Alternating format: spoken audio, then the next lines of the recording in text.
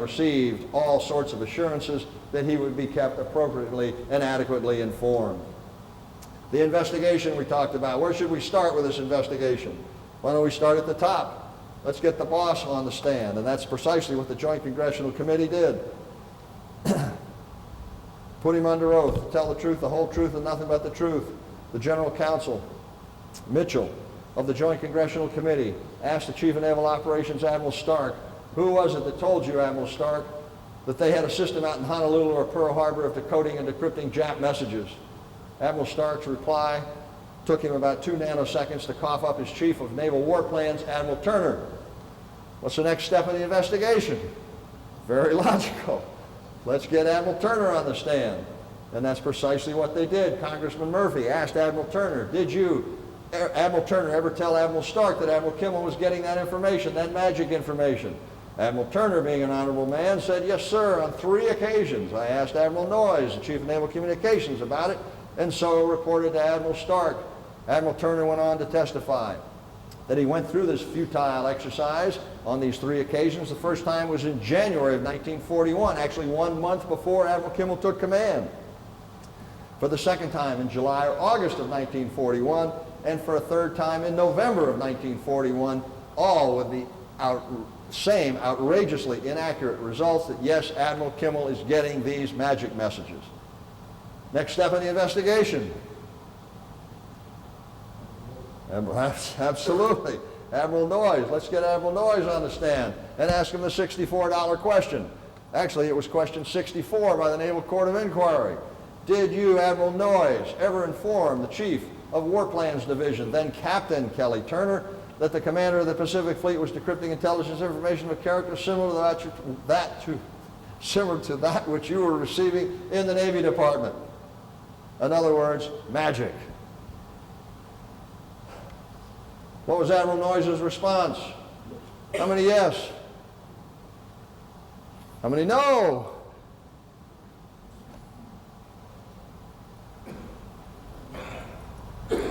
Ladies and gentlemen, I can tell you after 25 years as an FBI investigator, when your investigation reaches this point, you have reached nothing less than an investigative epiphany. There's nowhere else to go with your investigation. You have your answer why we were surprised at Pearl Harbor. But my 35 years of government service also gives me the knowledge that anybody can make a mistake. And right now, that's all we have is a mistake. But now the Pearl Harbor story turns perfidious. It turns treacherous. Here's the Roberts Commission. Here's the head of the Office of Naval Intelligence, Admiral Ping Wilkinson. Admiral Wilkinson testified before the Roberts Commission that care was taken in Washington to see that these 2 officers, Admiral Hart in the Philippines and Admiral Kimmel in Hawaii, were kept fully advised as to developments. Admiral Hart in the Philippines and Admiral Kimmel in Hawaii had available to them the same magic information as we did here in Washington, D.C.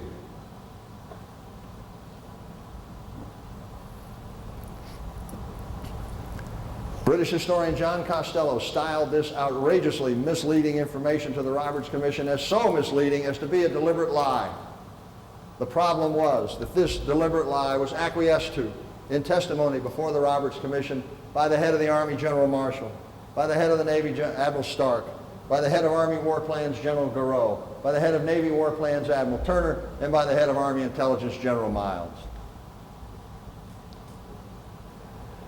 A member of the Roberts Commission, former Chief of Naval Operations William Stanley, signed the unfavorable recommendations, findings of the Roberts Commission, but he held his nose to do so as not to interfere with the war effort. We know this because in 1955 he wrote a marvelous book called Ambassador Admiral, in which he completely repudiated all of the findings of the Roberts Commission and had several things to say about the Pearl Harbor affair, 2 of which were, 1, I knew from firsthand experience the shortcomings of our base at Pearl Harbor, for which General Short and Admiral Kimmel were in no way responsible. And then he threw this zinger in. Sitting Supreme Court Associate Justice Roberts' performance as chairman of the Roberts Commission was crooked as a snake. Admiral J.O. Richardson, Admiral Kimmel's predecessor at Pearl Harbor, had this to say about the Roberts Commission. I cannot conceive of any honorable man being able to recall his service as a member of the Roberts Commission without great regret and the deepest feeling of shame. Its procedure should have outraged every American. I believe that the report of the Roberts Commission was the most unfair, unjust, and deceptively dishonest document ever printed by the government printing office. The Pearl Harbor story investigation has an afterword. Here's the afterword. We already have our answer as to why we're surprised at Pearl Harbor. Here's the afterword. The Secretary of the Navy, Frank Knox, had a naval aide who rose to be a vice admiral named Frank Beatty. This is Admiral Turner, the head of Naval War Plans. Admiral, prior to Pearl Harbor, the Secretary of the Navy dispatched his aide to go interview Admiral Turner. Admiral Beatty, Secretary of Knox's aide, asked Admiral Turner, Director of Naval War Plans, prior to Pearl Harbor, is Admiral Kimmel getting these magic messages out in Hawaii? Admiral Turner's response was, Beatty, of course he is. He has the same magic setup we have here in Washington, D.C. Well, this is all well and good that Admiral Beatty would finally come forward in 1954 and bare his soul to U.S. News and World Report, I assume as a matter of conscience. But of course all the damage had been done to Admiral Kimmel long before 1954. Admiral Beatty testified before the Joint Congressional Committee and didn't breathe a word about any of this. Why is it so important? Because it demonstrates absolutely that the Secretary of the Navy prior to Pearl Harbor knew exactly how important it was that Admiral Kimmel be getting these magic messages.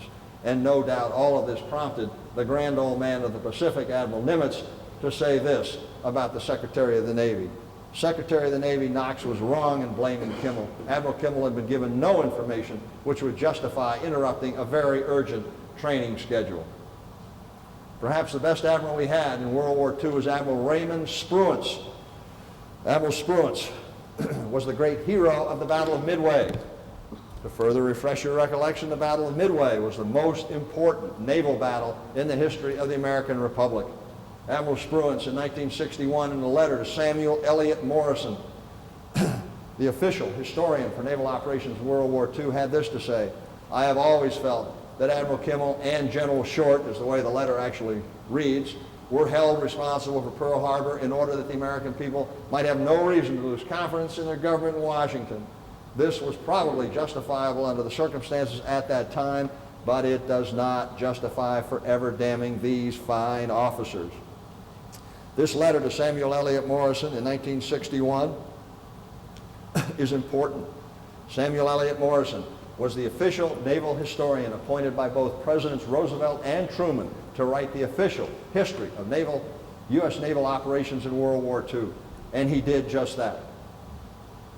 Admiral Spruance, or rather Samuel Eliot Morrison, has a ship named after him, has a chair at the Naval Academy named after him, and wrote a multi-volume book on the history of U.S. operations in World War II. Volume 3 deals with Pearl Harbor. It's called The Rising Sun in the Pacific. It was written in 1948, and in 1948, Samuel Eliot Morrison is very unsympathetic and unkind to my grandfather. But in 1961, in a letter to the head of the Naval Academy Alumni Association, Samuel Eliot Morrison apparently underwent his own investigative epiphany, in which he says, Admiral Kimmel was no more blamable. That word that I was hoping that you would remember from an earlier slide. Admiral Kimmel was no more blamable than a number of people in Washington. Admiral Turner, the head of our Navy War Plans, General Garreau, the head of Army War Plans, General Marshall, the head of the Army, General Miles, the head of Army Intelligence, and Admiral Wilkinson, the head of Naval Intelligence. If I, Samuel Eliot Morrison, official World War II historian, were pushed to name one person as being more careless or stupid than all the rest, it would be who? Or is it whom? Anybody? Excellent. Kelly Turner. If you, Admiral Shafroth, and your Naval Academy friends are getting up any sort of petition to have Admiral Kimmel's status restored or record changed, you can count on me to sign it. Roberta Wallstetter is largely responsible for changing my views. Roberta Wallstetter is another famous Pearl Harbor historian and ought to be thanked. Ladies and gentlemen, in spite of the fact that we have the written endorsements from no less than 6 former chiefs of naval operations, 2 former chairmen of the Joint Chiefs of Staff, we have written resolutions in support of advancement of Admiral Kimmel. We have a law from the United States Congress. We have resolutions, 2 of them actually from the Pearl Harbor Survivors Association, 2 of them from the Naval Academy Alumni Association. We have a resolution from the Veterans of Foreign Wars, the Admiral Nimitz Foundation, the Pearl Harbor Commemorative Committee, 6 former chiefs of naval operations, 2 former chairmen of the Joint Chiefs of Staff, 1 former director of Central Intelligence, 33 4-star admirals, many others. Additionally, we have the obvious support of Admirals Halsey, Nimitz, Spruance, Kincaid, Burke, and a whole host of others. In spite of that, this is what we get from this current administration's Chief of Staff. There is no new or extraordinary evidence available to consider overturning the decisions made more than 50 years ago. Ladies and gentlemen, to represent that there's nothing new in the Pearl Harbor story is palpable nonsense. I could go on for 30 more bullets, but you'll be delighted to know that I'm not going to do that. But I am going to talk about one of them, and only one, the 2001 book by General Russell. General Russell was a member of the Army Pearl Harbor Board. He was specifically tasked with investigating Washington's contribution to the disaster. General Russell was a combat general and he was an attorney. He wrote beautifully. In 1946, he wrote a manuscript about his experience in the Pearl Harbor matter. He took that manuscript and he threw it in the bottom drawer of his desk. His heirs found it in 2000. They published it in 2001. It's a marvelous book. It's called Pearl Harbor Story. That's the cover of the book. I highly recommend it to you. If you can't find it, let me know. I can help you out with this. General Russell had this to say in 1946. I believe then and believe now that all those responsible for our defeat at Pearl Harbor should have been dealt with alike. If one was driven out of the service, all should have been. If one was forgiven, all should have been. To select an individual as a sacrifice for the sins of the group was not only unfair, but was downright despicable. To me, the conduct of those in high places after the attack was dishonest and inexcusable. General Russell had this to say about the head of the Army, General Marshall. General Marshall knew that his derelictions were equal to or greater than those of General Short, and that military men, so long as they studied the catastrophe of Pearl Harbor, would censure Marshall's conduct in protecting his own official life by destroying that of his subordinate Short. Chief of Naval Operations King was also curious about General Marshall. King said, I have never been able to understand how or why the President of the United States could fire Admiral Stark without doing the same to General Marshall. In my opinion, one could not possibly be more suspect than the other. Well, recent developments have shed some light on that speculation. Henry Clausen was the recorder at the Army Pearl Harbor Board. Henry Clausen conducted his own one-man ex parte investigation in order to rehabilitate General Marshall.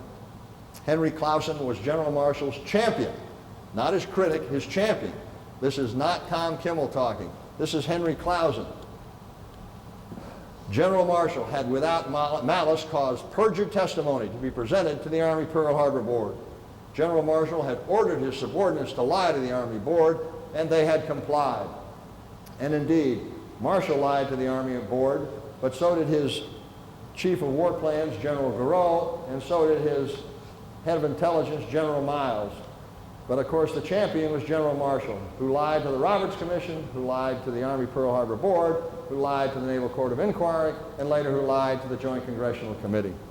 If you'd like further proof on that, here's an affidavit signed by General Miles, the head of Army Intelligence, in which he was told that he was ordered by General Marshall to lie to the Army Pearl Harbor Board, and he had complied with those instructions. The night before Pearl Harbor, Saturday night at 9:30 p.m., in response to the famous ultimatum of November 26, 1941, the Japanese were sending a 14-part reply, all of which was well known to us through our decoding of magic. The 13th part was sent the night before Pearl Harbor. It was delivered at 9:30 p.m. by Commander Lester Schultz, Naval Academy, 1934, at the White House.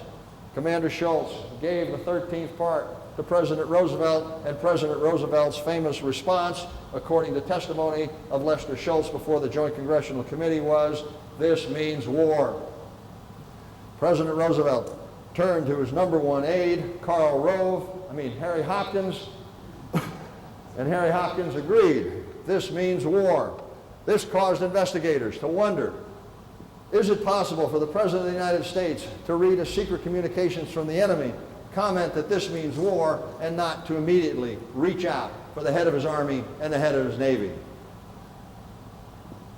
So General Marshall was asked on numerous occasions, "General, where were you Saturday evening prior to Pearl Harbor when your commander-in-chief was suggesting that a communication secretly decoded from the Japanese meant war was imminent?"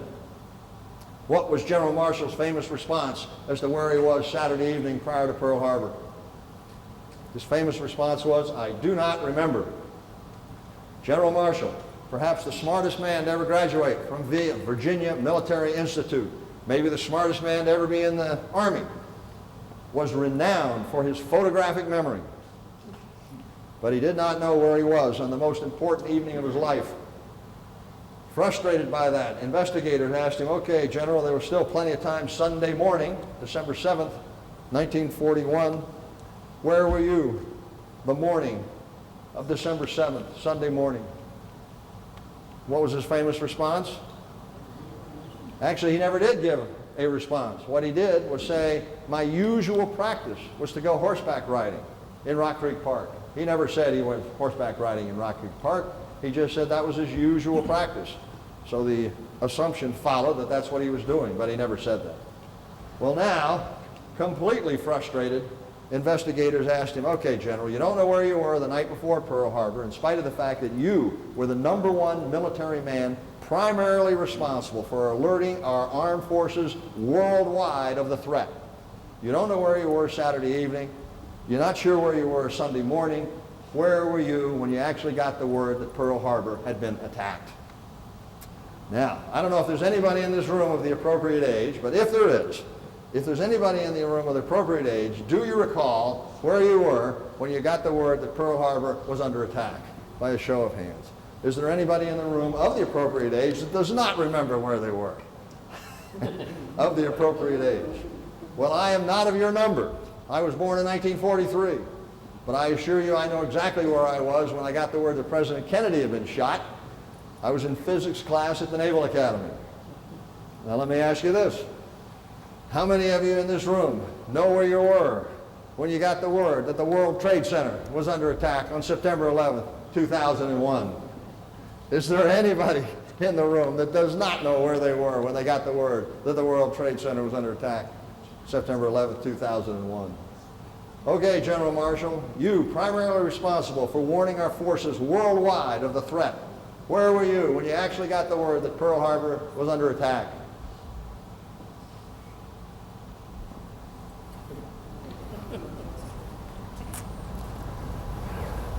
How many of you happened to see Larry King live on March 24th, 2004, when he interviewed our former head of counterterrorism, Richard Clark?